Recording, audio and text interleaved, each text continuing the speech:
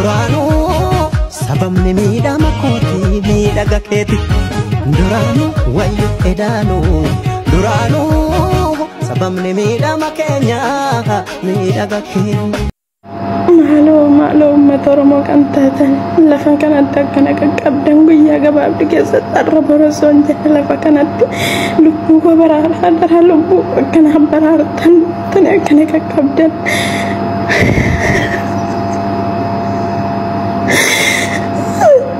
فكانت لبو برار جبر بعد ما دامي بالله النار اجر تدرانك قباله فجرتني ثم ترمو كنتاتن مرة تنجري لفتنا نجرح الأبدا بشام هسنا ملكوب سما لكوب صديق ديم لما كنت أدرى كسنا كنك كبد اللب كبر هذا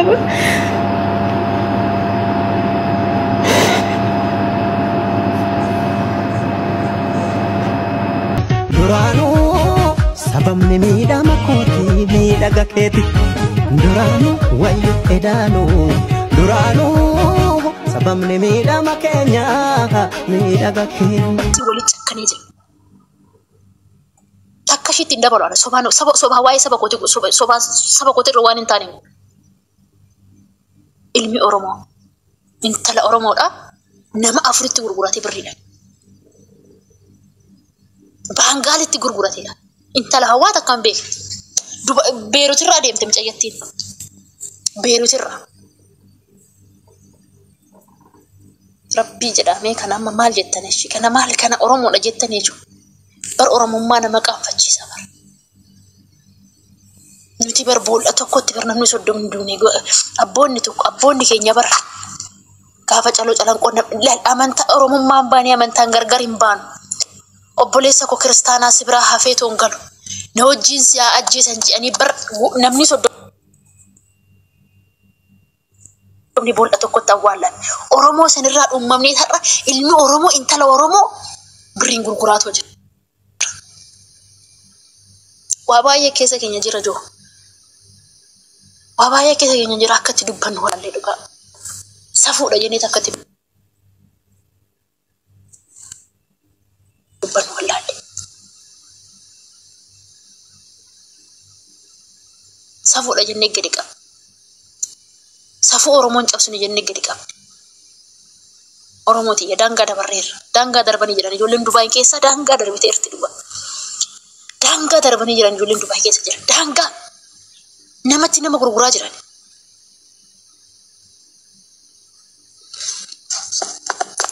Rabbiin isin yoo jaalate garuu. Oo waaqni isin jaalate inshaAllah. InshaAllah waaqni isin jaalate ani beeku.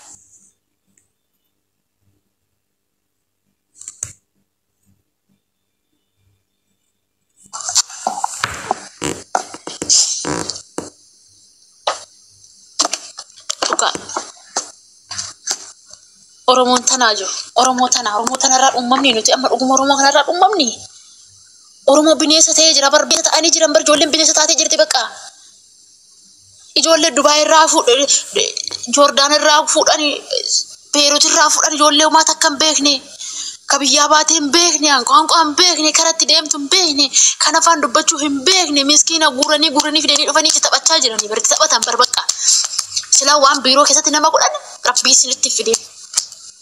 Minaan namatti kennani bishaaniin jiru ofii isaatii ruuzii gixxin mitti godhee peepsii isaa gixxin mitti godhee juusii isaa gixxin mitti godhee garoon talla Oromoo immoo warra shiitirraa adda baatee hin guggubatti waan nyaatullee waan dhugdullee dhabde Oromoon kana ta'ee jira dhiiroo maa akkatti walitti cakkanna maa akkatti walitti akaacha walitti taane qoyinu maa akkatti walitti akaacha taane sabni biraa walirra du'a sabni biraa boolla keessa qofuree wal baasa Oromoon maa akkatti walitti cakkanne harka maaltu obboleetee fudhate gurgura dhiiroo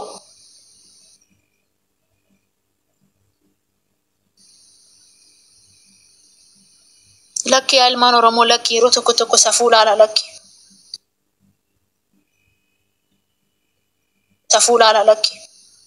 lakki siin gaafata intala Oromootiin taphatina lakki intala Oromootiin taphatina Rabbi siin gaafata Rabbirraa hin gaafatamtanii lakki yaa ilmaan Oromoo ijoollee Oromoo lakki obboleetti dhabar ijoollee dubarri haadha barjoo haadha teessan haadha barjoo haadha bar Ashama harka fuudhee jaalatamtootaa fi kabajamtoota hordoftoota kiyyaa viidiyoo kiyyaarraa akkuma jalqaba irratti daawwattan jechuudha. Waa'ee keenya waa'ee ijoollee biyya Arabaati kan ilaallatu, keessattuu ijoollee warra Dubaay jechuudha. Akka malee ijoolleen keenya biyyoota biraatirraa dhufanii hojjenna jedhanii birrii guddaadhaan hojjenna jedhanii biyya Dubaay kana dhufanii ijoollee hedduutu rakkachaa jirudha jechuudha.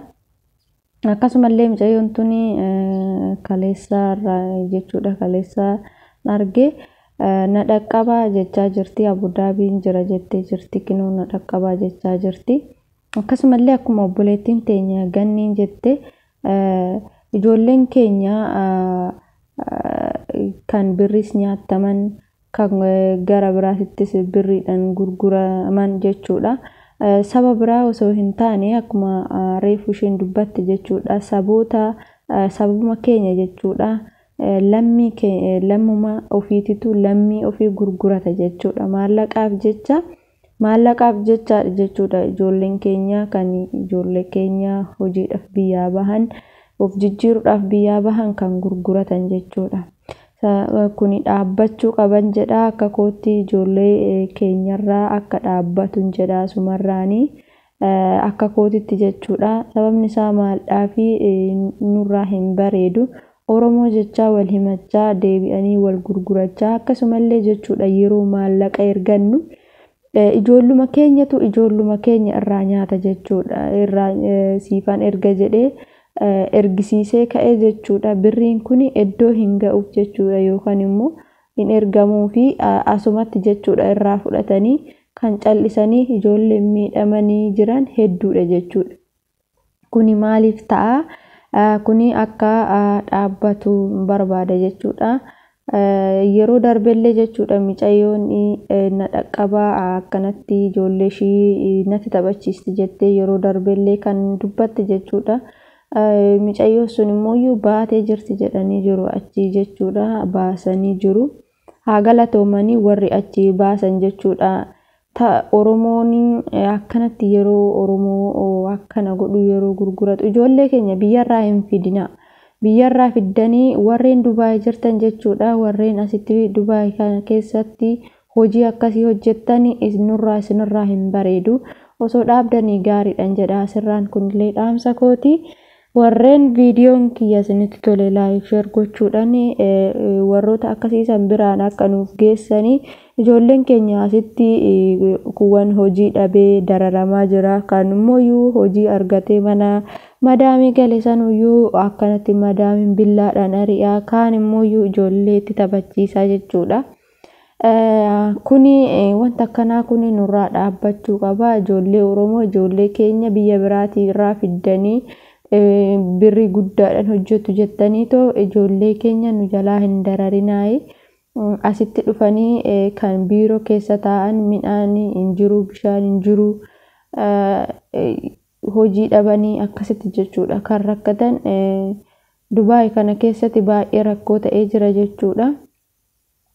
Kanaafuu ijoollee keenya isinillee jechuudha warreen biyyoota biraa jirtanii Dubaay hojjenna jettanii akka gara biraa yookaan Dubaay dhufuudhaaf karoora akka hin qabaanneen jedha. Biyyuma jirtan keessatti manuma jirtan keessatti nagaan hojjedhaatoo gara biyya keessanii akka galtan kun dhaamsa kooti isiniin jedha.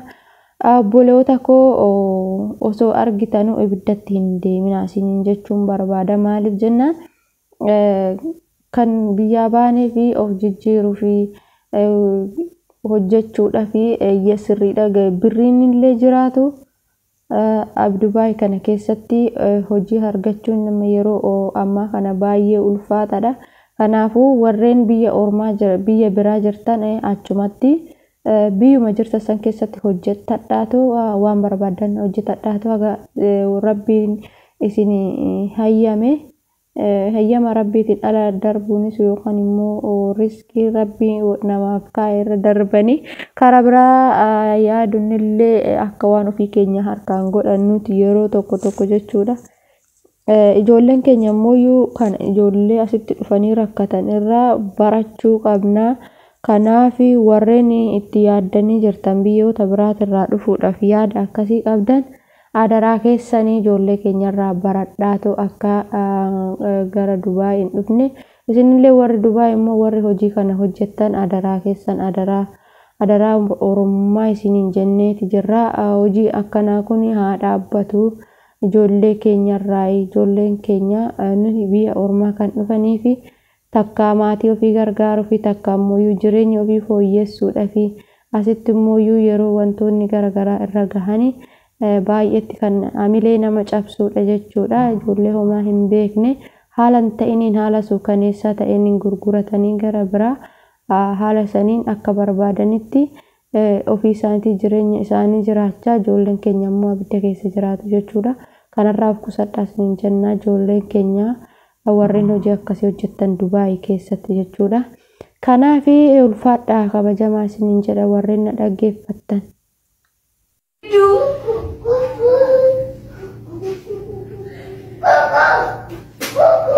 Bishaan ati ganna akkasi godhi bishaan siin kenna ishi callise akkanatti fidee guutuu si fida alaandi akkasumallee kinoo obboleettiin keessan asirratti argitan kun Saudi Arabiyaa keessa jirti jechuudha. Saudi Arabiyaa keessa jiraatti. Kanaafuu Saudi Arabiyaa keessa warri jirtanii birmadhaa fi isiniin jechuu jaalladhaa sumarraanii warri Saudi Arabiyaa keessa jiraattan akka gargaartanii isiniin jedhamee jira. Ulfaadhaa galatoomaa waan faana turtaniif obboleewwan ko. Duraanuu sababni miidhama kooti miidhaga keeti. Duraanuu wayyu edaanuu. Duraanuu sababni miidhama keenya miidhaga keenya.